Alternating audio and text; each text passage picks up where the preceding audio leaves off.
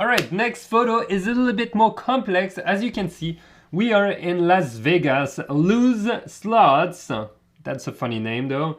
And we've got someone here, which is my subject in that shot. As you can see, I slowed my shutter speed in order to get some blur in the crowd, and I made sure that that guy would be sharp. Now, that's something I talked about in the previous days, which is where you can use your gear to really get the vision you had in mind.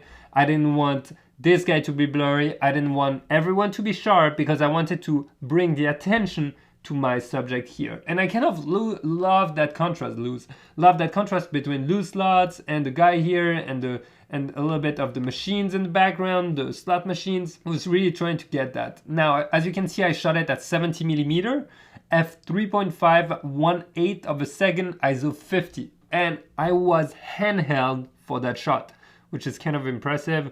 But thanks to in-body stabilization, that's one of the benefits that you can do. And that's the lens I was using. So I had the camera, stayed super tucked, got the shot. Super happy with what I got. So now it's time to edit it because it looks kind of, it doesn't look great in my opinion. So as mentioned, let's start with first part, white balance. Here, the temperature is clearly way too yellow. So I'm gonna bring it down a little bit here, boom, towards here. As you can see, we've got a mix of light.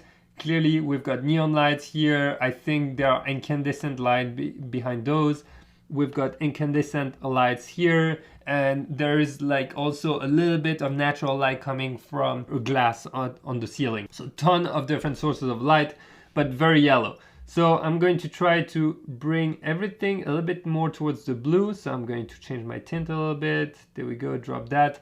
And if you want, you can also use the color picker tool and try to find a neutral point. And if you look here on the left, you can see the effect directly. Up to you to pick a neutral point. Neutral point is usually a gray or light white that is being lit up by the light source you want to get the white balance for. As I mentioned, mixed light source here, so I'm doing it manually myself just to get the effect I want. Now, clearly, this is too dark. It's way too dark, so I'm gonna bring up the light. That looks good, plus 120. Okay, so we've got my subject here. Now we've got the exposure. Let's go to the tone curve. Tone curve, here, I'm gonna do the same thing, like put my midpoint here, boom, lock it, and add a little bit of contrast in that image. Ooh, you see what's happening right now? The colors are going a little bit crazy. Everything is looking weird. So boom, I'm gonna bring it down a little bit, mainly on the blacks. There we go. A little bit here, up. And then in the highlights, I actually wanna bring it, but look at that part of the image. I don't want to lose the information, and that's happening really quickly. So to up, there we go. So I'm trying and seeing what I like and what I don't like. You see, that's before, that's after. That looks pretty cool. It brings out a lot of the nice red also.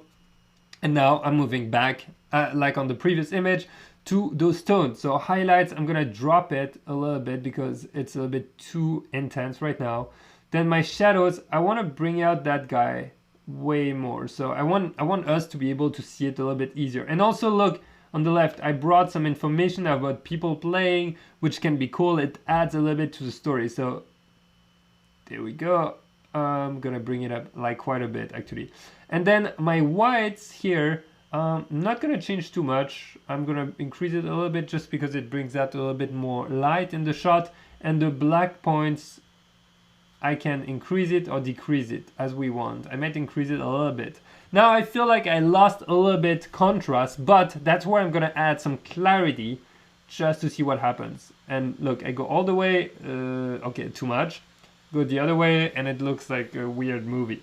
So I'm going to add a little bit of clarity, but not too much. And now I'm close to a result I like, but I haven't done any styling because that will be for 201. So look at that, before, after. That's already very big difference, and I much prefer it, if I'm honest with you. That is much better.